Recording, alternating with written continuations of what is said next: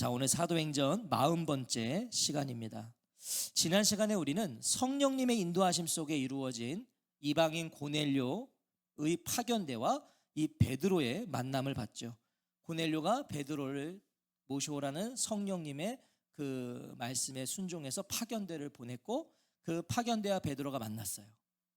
자신을 찾아온 손님들을 극진히 대접한 베드로는 다음날 고넬료가 기다리고 있는 가이사랴로 출발합니다. 자, 그게 23절이었어요. 그래서 베드로는 그 사람들을 불러들여서 손님으로 대접해 주었다. 다음날 베드로가 일어나서 그들과 함께 떠났다. 요빠 출신 형제 몇 명도 베드로와 함께 갔다.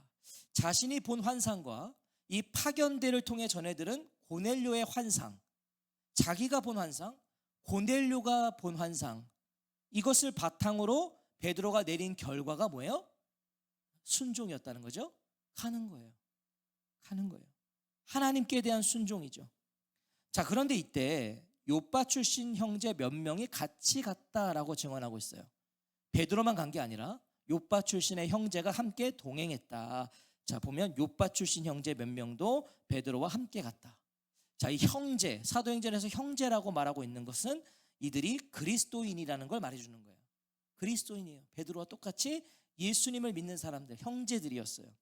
자, 11장 12절을 보면 이 형제들이 6명이었다라고 말씀하고 있습니다. 그러니까 6명의 그리스도인 형제들이 함께 동행을 했다는 거예요. 지금 베드로는 가이사랴에 가서 뭘 해야 되고 가면 어떤 일이 일어날지를 알지 못해요. 그건 아직 몰라요, 베드로도. 그런데 성령님이 가라고 하실 때는 분명 뜻이 있다. 성령님이 나를 보내실 때는 이유가 있다. 그것을 알았기 때문에 요빠 출신의 유대인 그리스도인들 6명과 동행한 것입니다. 하나님의 뜻이 있음을 아니까 형제들과 같이 가는 거예요. 아마도 이들은 가이사랴에서 일어날 일에 대한 증인들이었을 거예요. 베드로가 증인들을 데리고 간 거죠. 분명히 무슨 일이 일어날 건데, 하나님이 역사하실 건데, 형제들아 나랑 같이 가서 너희들이 그 일의 증인이 되다오. 같이 가는 거예요. 자, 그렇게 베드로와 3명의 고넬료의 파견대, 그리고 이 6 형제들은 요빠를 출발한 다음날 가이사랴에 도착합니다. 다음날, 자 24절 우리 한번 같이 더 읽어볼까요? 시작. 그 다음날 베드로가 가이사랴에 다다랐다. 한편 코르넬리우스는 자기 친척들과 아주 친한 친구들을 불러놓고 그들을 기다리고 있었다. 자, 여기 이 24절도 좀 중요한 것 같아요. 베드로의 일행이 도착했을 때 이미 고넬료의 집에는 그의 친척과 친한 친구들이 모여서 베드로를 기다리고 있었다라고 지금 말씀하고 있어요. 기다리고 있었다. 자, 이거 굳이 생각해 보세요. 베드로가 가이사랴에 갔을 때, 다다랐을 때 고넬료 집의 친척들과 아주 친한 친구들을 불러놓고 기다리고 있었다. 이건 뭐 사실 그렇게 중요한 내용 아니잖아요. 베드로하고 고넬료만 만나면 되는 거지. 그 집에 뭐 누가 있었고 이거 사실 중요하지 않아요. 근데 이것은 왜 성경에 기록했을까? 성경은 그냥 기록한 게 없죠. 지금 24절은요 고넬료의 믿음을 말해주고 있는 거예요. 고넬료의 믿음. 자, 보세요. 이렇게 모아놨다가 베드로가 안 오면 어떻게 됩니까? 그렇잖아요. 친척들, 친한 친구들 고넬료가 불러놨는데 베드로가 안 오면 어떻게 해요? 자신의 파견대가 지금 요빠에 잘 도착했는지, 베드로 만났는지, 그와 이야기가 지금 잘 됐는지, 출발했다면 언제 출발했고 언제 도착할지 고넬료는 아무것도 몰라요. 당시에 무슨 핸드폰이 있어요? 뭐가 있어요? 아무것도 모르고 고넬료는 집에 있는 거예요.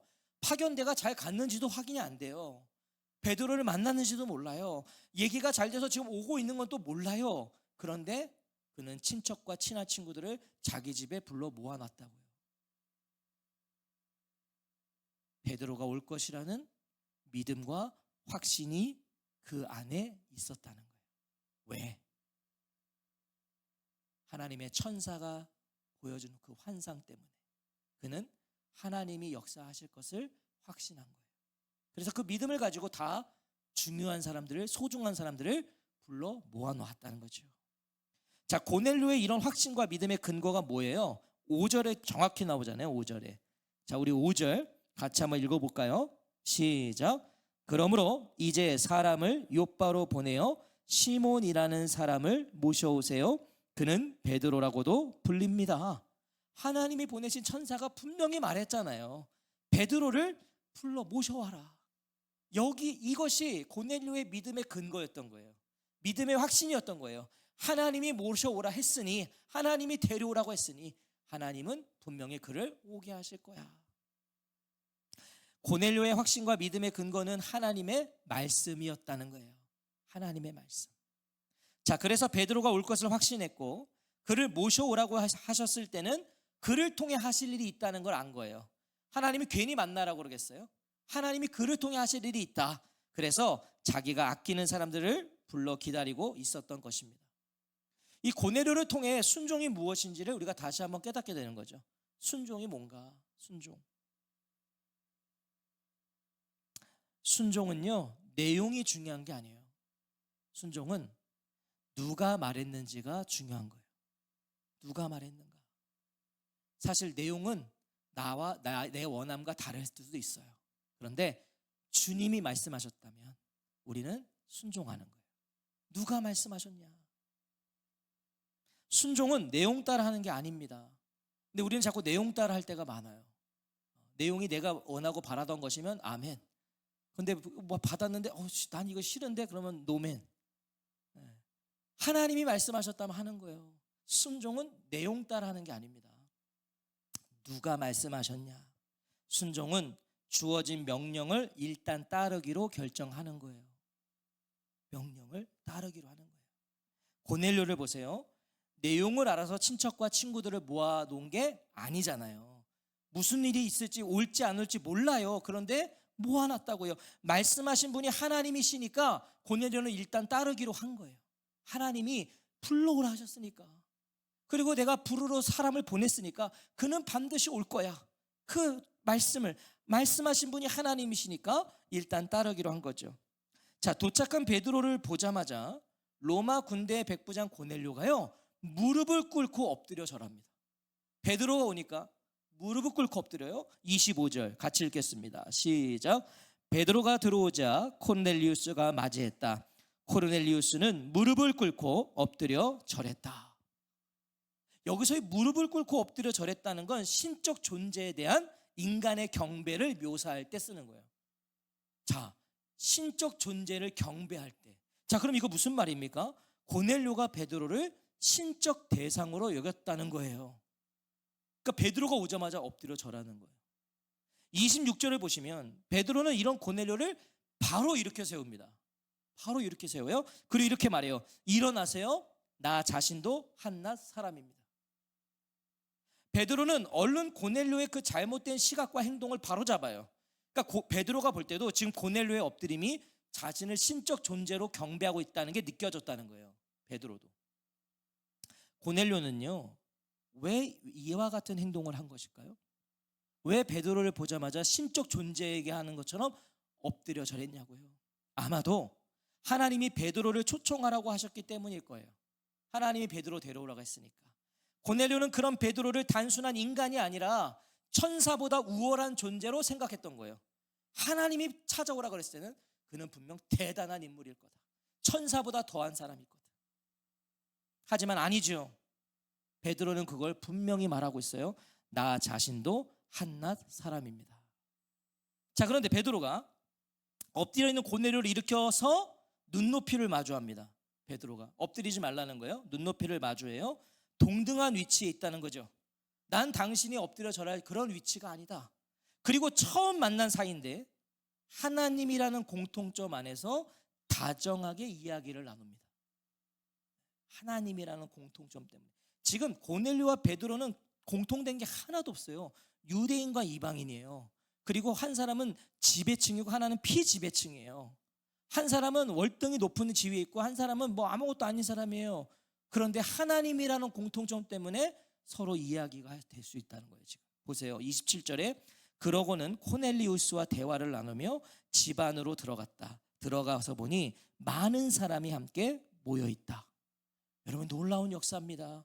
유대인이 이방인의 집에 들어가서 많은 이방인들과 함께 하고 있다는 거예요. 지금 베드로가. 이방인들하고는 말도 섞지 않는 거예요. 같은 집에 있으면 안 돼요. 그런데 들어가서 그 많은 이방인과 함께 하는 거예요. 함께 할 수 없는 자들이 함께 하고 있어요. 그리고 베드로가 많은 이방인들에게 이렇게 말합니다. 28절 같이 읽겠습니다. 시작. 베드로가 그들한테 말했다. 여러분 자신들도 아시다시피 유대아 사람에게는 다른 민족 사람과 어울리거나 그 집에 찾아가는 것이 금지되어 있습니다. 그러나 나에게 하나님이 보여주셨습니다.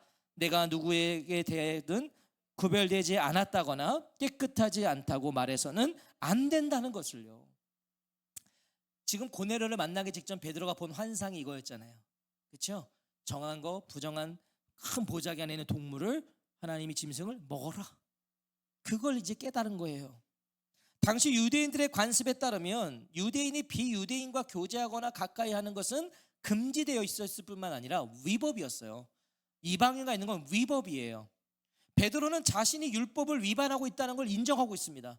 그러면 안 된다. 그런데 뭐라 그래요? 스스로 자신을 고발하고 있잖아요. 그러면 안 되는 거 나 안다는 거예요. 베드로가 말하고 싶은 건 이거였어요. 나에게 하나님이 보여주셨습니다. 내가 누구에 대해서든 구별되지 않았다거나 깨끗하지 않다고 말해서는 안 된다는 것을요.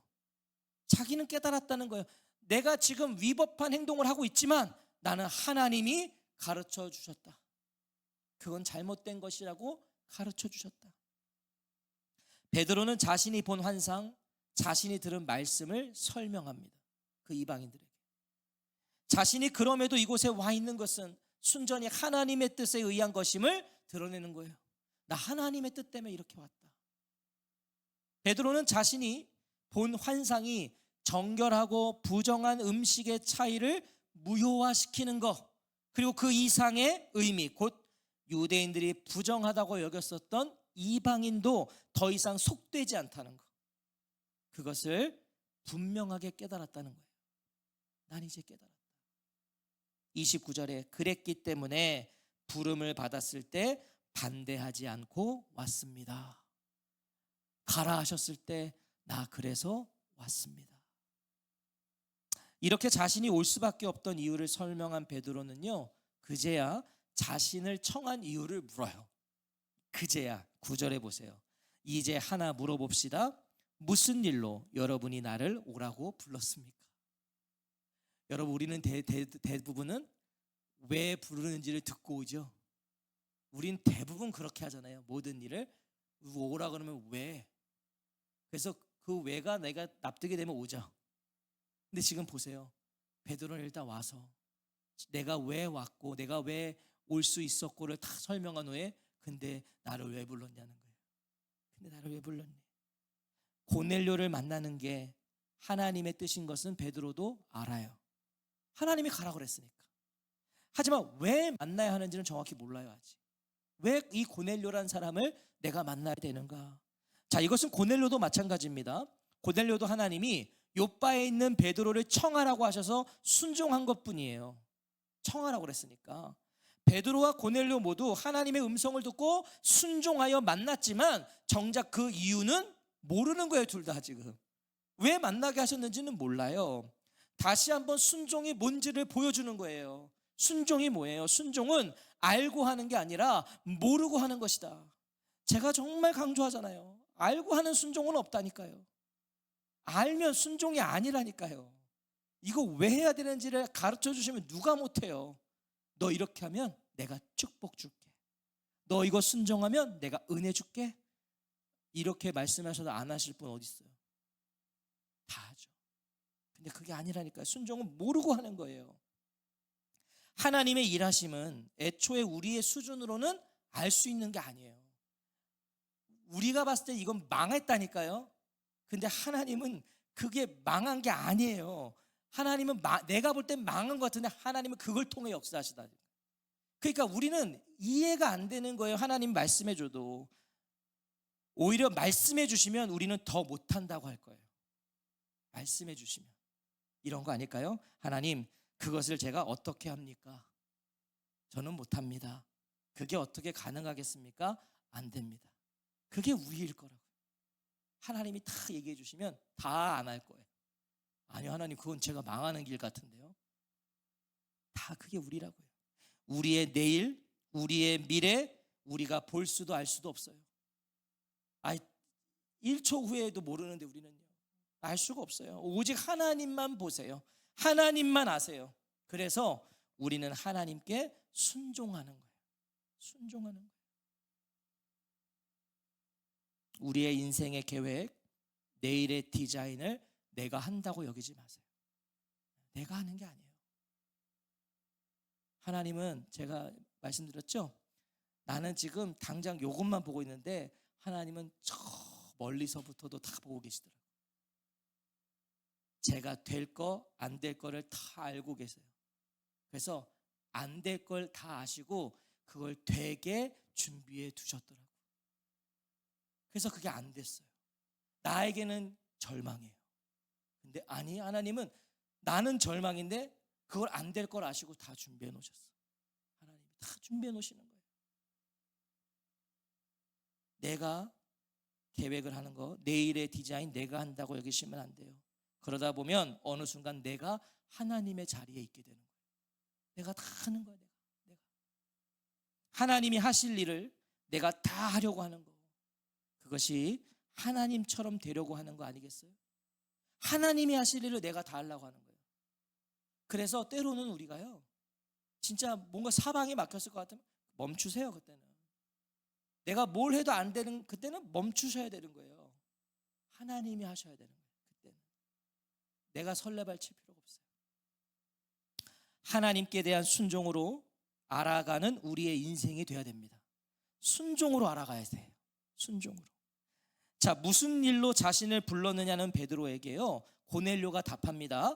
30절부터 32절 우리 한번 읽어볼게요. 30절부터 32절 시작. 그러자 코르넬리우스가 대답했다. 4일 전 이 시간쯤 곧 오후 3시에 제가 집에서 기도하고 있었습니다. 그런데 보세요, 빛난 옷을 입은 어떤 사람이 내 앞에 나타났습니다. 그가 이렇게 말합니다. 코르넬리우스, 하나님이 그대의 기도를 들으셨어요. 그대가 베푼 여러 구제가 하나님 앞에 기억되었습니다. 그러므로 사람을 요바로 보내어 시몬을 모셔오세요. 그는 베드로라고도 불립니다. 이 사람은 바닷가에 있는 가죽 다루는 사람 시몬의 집에 손님으로 머물고 있어요. 자신이 본 환상을 베드로와 자신의 집에 모인 사람들에게 다시 설명하고 있어요. 그렇죠? 내가 본 걸 그대로 설명해요. 그리고 베드로에 대한 깊은 감사의 마음을 전합니다. 그것이 33절인데요. 그래서 당장에 제가 사람을 선생님한테 보냈습니다. 그런데 선생님이 몸소 와주셨으니 잘하셨습니다. 이제 우리는, 우리 모두는 하나님 앞에 있습니다. 주님이 선생님에게 명령하신 모든 것을 들으려고요. 매우 중요한 말을 합니다. 여기서 주님이 선생님에게 명령하신 모든 것을 듣겠다고 그래요. 고넬료가 주님이 선생님을 통해 하신 말씀 다 듣겠습니다. 고넬료는 베드로를 통해 전해지는 말씀을 지금 뭐라고 하죠? 명령으로 받겠다고 그래요. 주님이 선생님에게 명령하신 모든 걸 듣겠다는 거예요. 지금 베드로를 통해 전해지는 말씀을 명령으로 받겠다. 명령. 그는 백부장입니다. 고넬료 백부장이에요. 군인이에요. 군인에게 명령은 선택의 여지가 없는 거예요. 생명을 걸고 순종해야 될 절대적인 게 군인에게 명령이었어요. 백부장은 그걸 알아요. 왜? 자기는 명령을 받고 명령을 하는 사람이거든요. 누구보다 잘 알았어요. 고넬료에게 하나님의 말씀은 어떤 의미였던 거예요? 명령이었다. 오늘 저와 성도님들에게 하나님 말씀은 명령이세요? 명령. 하나님의 말씀은 명령이에요. 명령. 명령은 내가 좋으면 취하고 내가 듣기 불편하면 놓고가 아닌 거예요. 명령이라고. 하나님 말씀은 명령. 우리가 선택할 수 있는 게 아니에요. 하나님 말씀 우리가 선택하는 게 아니에요. 그런데 왜 우리는 자꾸만 하나님의 말씀을 가리고, 왜 이렇게 자꾸 가려요? 왜 자꾸 골라요? 나의 상황과 환경에 맞지 않으면 외면하고 가볍게 여기는 걸까요? 왜 이렇게 하나님의 말씀을 골라요? 우리 교회는 저 말씀 뽑기 안 해요. 그래서 우리 교회는 그래서 안 하는 거예요. 제가 개척했을 때부터 말씀 뽑기 해보면은 성도님들은 모르지. 우리는 이제 그거 뽑으면 우리가 이제 목회자들이 하잖아요. 이렇게 돌리잖아요. 뽑고서 아주 잽싸게 봐요. 보고서 마음에 안 들면 다시 뽑아. 그런 사람도 있어요. 아이 뭐야 이게 뭐 점 보는 거예요 지금. 왜 우리 말씀 가리냐고요. 왜 고르냐고요. 내가 조금 좋으면 아멘. 그러면 안 된다는 거예요. 오늘 이 밤 우리는 다시 한번 분명히 해야 돼요. 하나님의 말씀은 명령이에요. 명령. 우리의 반응은 오직 하나, 아멘 뿐이어야 돼요. 아멘.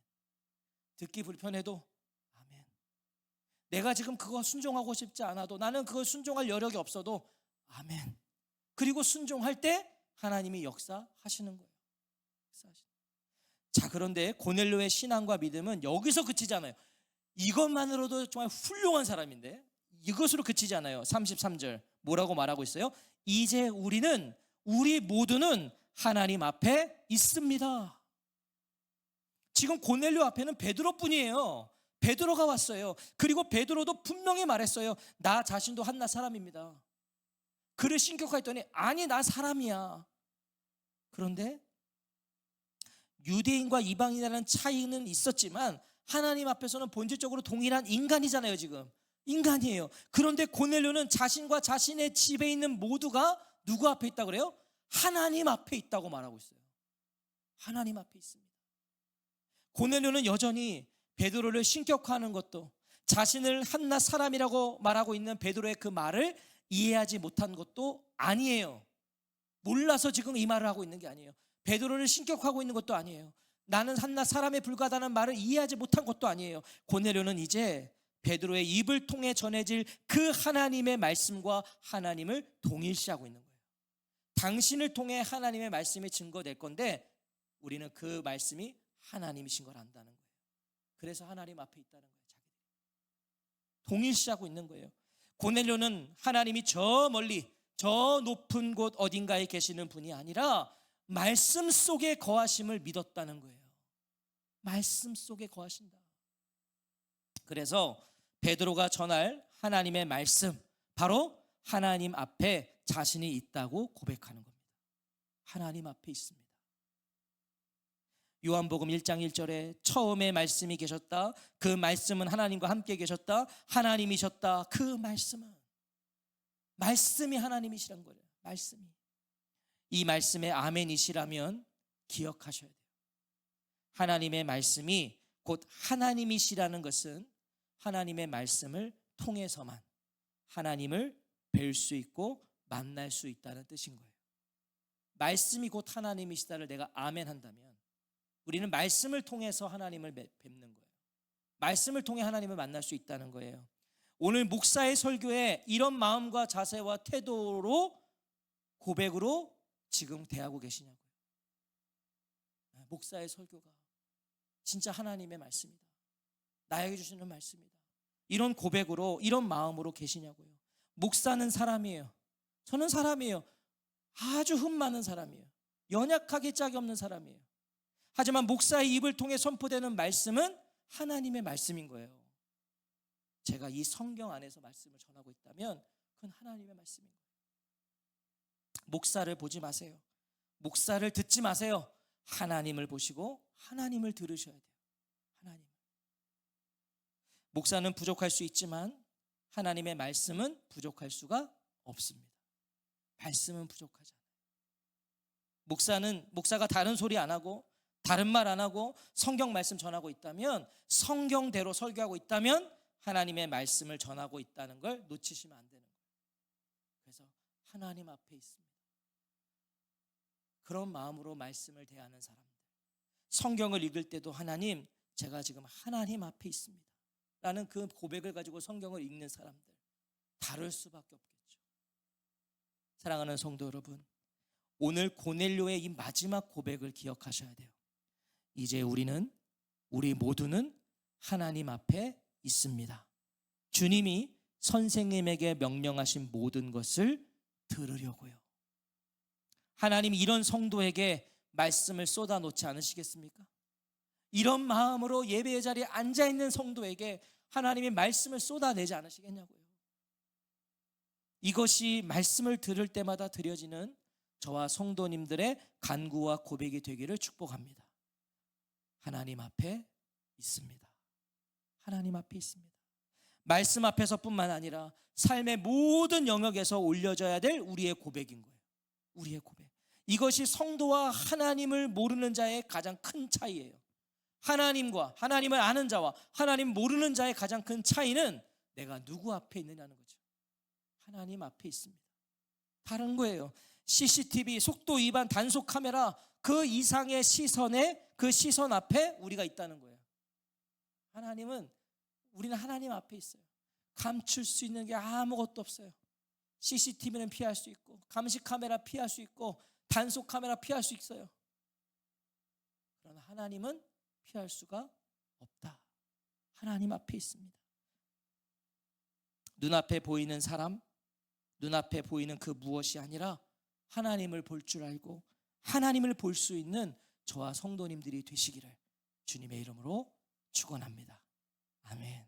이제 우리 모두는 하나님 앞에 있습니다. 아멘.